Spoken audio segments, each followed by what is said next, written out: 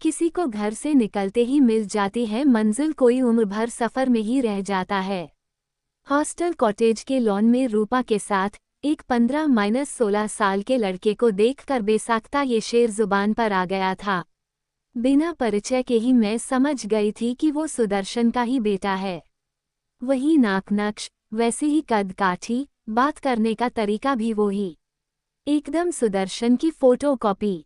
रूपा मेरी रूममेट थी। वो सीनियर क्लासेस को पढ़ाती थी और मैं प्राइमरी क्लासेस को।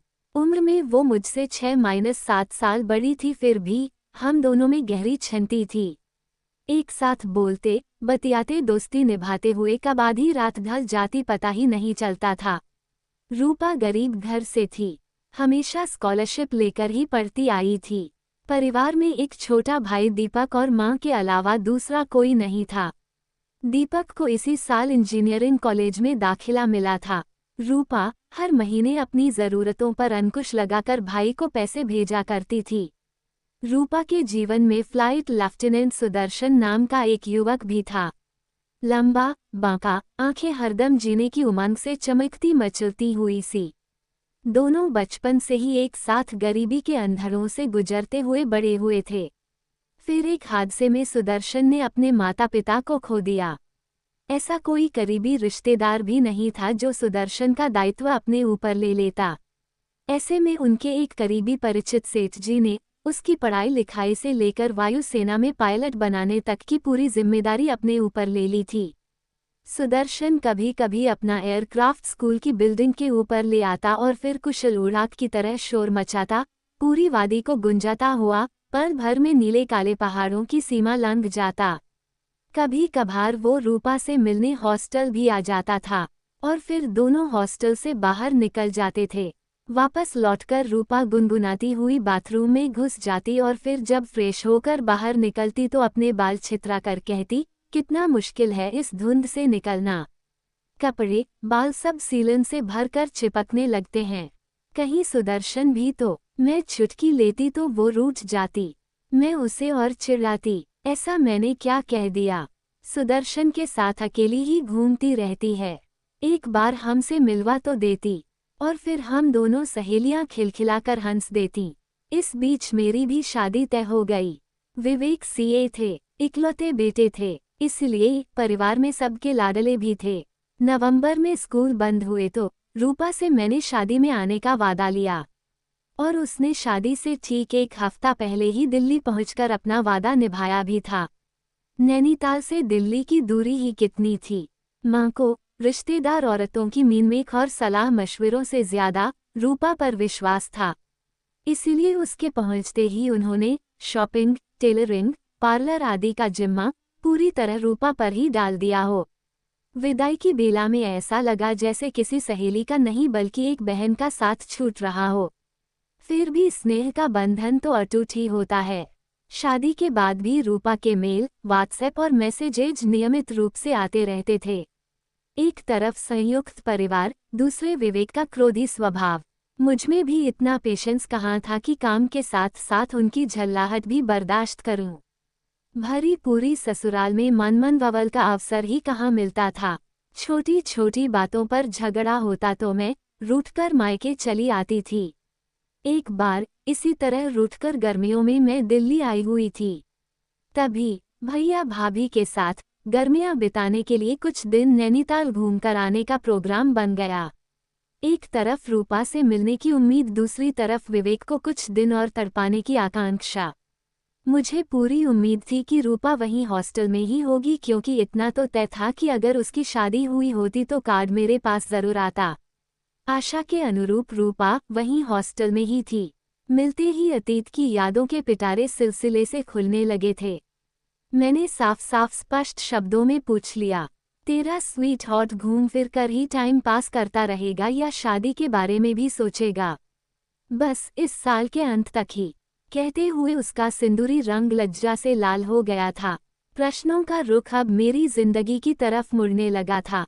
वो एक ही भेंट में मेरी ससुराल के हर सदस्य के बारे में जान लेने के लिए उत्सुक थी।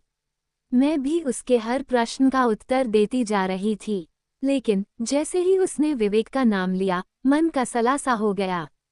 चिढ़कर बोली, मैं वो चिक चिक वाला नर्क छोड़ आई हूँ, अब वापस नहीं जाने वाली।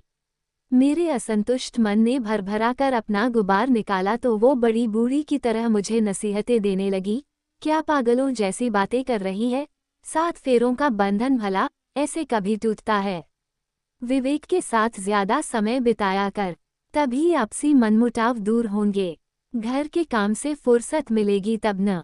बस ये समझ ले नौकरानी बनकर रह गई हूँ मैं।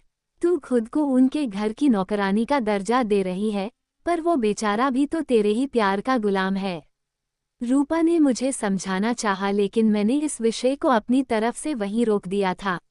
2 महीने का समय यूं ही बीता। नवब्याहता भैया भाभी अपनी दुनिया में ही मगन थे। दिन में भी दोनों की छेड़छाड़ और रूठ मनववल चलती रहती। रात में उनके बेडरूम से भाभी की चूड़ियों की खनक और भैया के खिलखिलाने की आवाज सुनाई देती तो हृदय पर नाग से लौटने लगते। समय काटे नहीं कटता था। एक शाम सूरज पेड़ों के पीछे छिपता हुआ ढलान उतर रहा था कि अपना लैपटॉप बैग हाथ में उठाए धीमे कदमों से बंगले की तरफ आते हुए विवेक दिखाई दिए। न कोई फोन न मैसेज, अचानक कैसे? ऐसा लगा कि अपना पूरा गुस्सा भूलकर विवेक के गले लग जाऊं। फिर सोचा थोड़ी नाराजगी जतलाना भी जायज होगा, लेकिन विवेक कहाँ रुक पाए थे। हुलस कर उन्होंने मुझे अपनी बाहों में कैद कर लिया था। अब याद आई आपको हमारी? उनकी बाहों से अलग होकर मैंने तनिक गुस्से से पूछा तो उन्होंने मुझे और भी कसकर भींच लिया था। बोले, कुछ खिलवाओगी पिलवाओगी या अपनी नाराजगी ही दिखलाती रहोगी? एयर कंडीशन्ड टैक्सी में बैठे बैठे भी हड्डियों के जोड़ तक हिल गए हैं। मुझे खुद पर अभिमान हो आया था कि मैंने तो एक बार भी न फोन मिलाया न ही मैसेज किया, फिर भी आए न दौड़कर। विवेक कह रहे थे, सच मानो तुम्हारे बिना घर काटने को दौड़ रहा था। सभी तुम्हें याद करते हैं। छोड़ो भी, अगर मेरी इतनी ही परवाह होती न तुम्हें तो मुझे घर से बाहर जाने ही न देते, मैंने तुनक कर कहा था। तुम भी तो उस समय बुरी तरह रूठी हुई थी, तो अब तुम्हें मेरा ध्यान कैसे आ गया? मैंने विवेक को छेड़ा था। वो जो तुम्हारी रूममेट सहेली है न रूपा, जिसे मैंने शादी में सबसे सुंदर मीराबाई की फोटो गिफ्ट में दी थी, उसी ने फोन करके मुझे यहाँ आने के लिए कहा था। वैसे मैं भी तो तुमसे मिलने का बहाना ढूंढ ही रहा था, विवेक ने अपने मन की बात कही। उस दिन मेरी नज़र में रूपा के लिए प्यार और इज्जत पहले से भी कहीं ज्यादा बढ़ गई थी। अपनी समझदारी से उसने हमारी गृहस्थी की ढहती दीवारों को गिरने से बचा लिया था। अगले सप्ताह मैं विवेक के साथ दिल्ली लौट आई थी। 2 साल बीत गए। रूपा की शादी के विषय में कोई भी निर्णय नहीं लिया जा रहा था। रूपा में न पहले वाली रंगत दिखाई देती न ही कुंवारे सपनों की महक। कभी सुदर्शन की बात निकलती भी तो उससे यही निष्कर्ष निकलता था कि जिन सेठजी ने उसे पाला था, उनकी हार्ट अटैक में मृत्यु हो गई थी। मृत्युशैया पर उन्होंने सुदर्शन से वचन लिया था कि उनकी मृत्यु के बाद उनकी बदसूरत बेटी और फैक्ट्री को सुदर्शन ही संभालेगा। मौत के मुंह में जाते व्यक्ति का आग्रह वो ठुकरा सके, इतना पत्थर दिल इंसान सुदर्शन नहीं था। सुदर्शन तो फैक्ट्री का मालिक बन बैठा। न जाने कितने घर उसकी फैक्ट्री की बनी ट्यूबलाइटों और बल्बों की रोशनी से रोशन हो गए, पर तुझे क्या मिला? खासा तगड़ा दहेज देकर क्या सुदर्शन सेठ जी की बेटी की शादी किसी से करवा नहीं सकता था? मैं गुस्से से लगभग चीख उठी थी। फर्ज और प्रेम के 2 पार्टों में पिसते सुदर्शन को मैंने ही मुक्त किया था। मनुष्य जीवन की सफलता इसी में है कि वो उपकारी के उपकार को कभी न भूले, बल्कि उसके उपकार से भी बढ़कर उसका उपकार कर दे। आखिर मरनासन इंसान को दिए गए वचनों का भी तो कुछ मूल्य होता है। रूपा ने सुदर्शन का ही पक्ष लिया था, फिर भी मेरा गुस्सा शांत नहीं हुआ था। एक सुदर्शन ही तो रह गया था वचन निभाने के लिए। जब मैं कुछ नहीं बोल रही हूँ तो तू क्यों इतना उबाल खा रही है? रूपा मुझ पर ही झल्ला पड़ी। तो फिर तेरी आंखों में ये आंसू क्यों? रूपा के जीवन में अब सुदर्शन वाला अध्याय समाप्त हो चुका था। मैंने और विवेक ने कितनी कोशिश की उसकी शादी के लिए, पर प्रेम के जिस पौधे को वो आज तक सींचती आई थी उसे समूल उखाड़ फेंकना शायद उसके वश में नहीं था। फिर उसकी माँ की भी मृत्यु हो गई। इंजीनियर भाई भी ग्रीन कार्ड होल्डर लड़की से विवाह करके अमेरिका जाकर सेटल हो गया था। रूपा अब बिल्कुल अकेली रह गई थी। बालों में सफेदी और चेहरे पर उम्र के निशान उभरने लगे थे। पर हमने अभी भी कोशिश नहीं छोड़ी थी। हमारे सिवाय उसका इस दुनिया में था ही कौन। उन्हीं दिनों विवेक का मित्र राकेश ट्रांसफर होकर दिल्ली आया। साधारण परिवार का एक नौकरीशुदा लड़का था राकेश। सारी उम्र उसने अपने भाई बहनों और घर गृहस्थी की देखभाल में ही बिता दी थी। जिंदगी के इस मुकाम पर वो एक अधिक आयु की, सुलझे विचारों वाली पत्नी चाहता था। हमने उसे रूपा की फोटो दिखाई। मना करने का सवाल ही कहाँ था। हम चाहते थे दोनों मिलकर एक दूसरे को अच्छी तरह से पहचान लें। हम लोग कार लेकर नैनीताल के लिए निकल पड़े, ये निश्चय करके कि इस बार जैसे भी हो रूपा को मनाना ही है। लेकिन वहाँ एक और आश्चर्य हमारी प्रतीक्षा कर रहा था। ऐसे में राकेश का परिचय बेकार था। दूसरे दिन मैंने उसे पकड़ा। ये क्या तमाशा लगा रखा है? पंछी भी शाम ढले घरों को वापस लौटते हैं, तू क्या सारी उम्र इसी हॉस्टल में काट देगी? अब मैं अकेली कहाँ हूँ? देख, मेरा बेटा रवि मेरे साथ है। पागल हुई है क्या? पराये बेटे को अपना बेटा कह रही है। अब ये मेरा ही बेटा है। वो गंभीर ही उठी थी। बोली, बिजनेस के दांव पेंच से पूरी तरह से अनजान फाइटर पायलट सुदर्शन फैक्ट्री नहीं चला सका।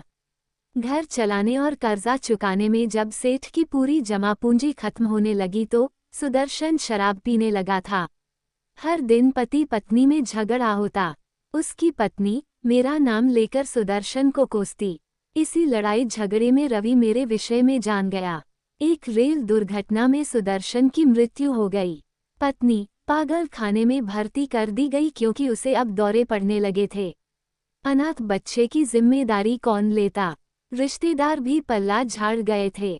उसी समय रवि को मैं अपने पास ले आई थी। मैं हैरानी से रूपा की कहानी सुन रही थी। रूपा गर्व से बता रही थी, सीनियर सेकेंडरी में रवि ने पूरे स्टेट में टॉप किया है। आगे मेडिकल में जाने का उसका विचार है और उसकी पढ़ाई का खर्चा तू देगी। मेरे सिवाय उसका सरपरस्त है ही कौन? तुझे कभी समझ में भी आएगा? तूने भाई को पढ़ा लिखा कर उसका करियर बनाया, क्या मिला? पलटकर उसने कभी एक बार तेरी तरफ देखा भी कि बहन जिंदा है या मर गई? मैं बड़बड़ाते हुए उसको सचेत करने की कोशिश करने लगी थी। राकेश बाबू से मेरी तरफ से माफी मांग लेना। मैं मजबूर हूँ। मैं पैर पटकती हुई वापस लौट आई थी। मूड बुरी तरह से उखड़ा हुआ था। विवेक कार चला रहे थे। मैं राकेश को सुना रही थी। कुछ कमबख्त होते ही ऐसे हैं, अपना शोषण हर समय करवाने को तैयार। चाहे सारी दुनिया उन्हें रौंद कर निकल जाए लेकिन उनके कानों पर जूं तक नहीं रौंदेगी। राकेश ने मेरे गुस्से पर पानी डाला। छोड़िए भी भाभी जी, इसी का नाम ही तो प्यार है। जो अच्छे भले को अंधा कर दे उस प्यार का क्या लाभ? देखूं, शायद कभी आपकी सहेली को जीत पाऊं। गहरी सांस लेकर राकेश ने कहा तो मैं अपना गुस्सा भूलकर आश्चर्य से उसकी ओर देखने लगी थी।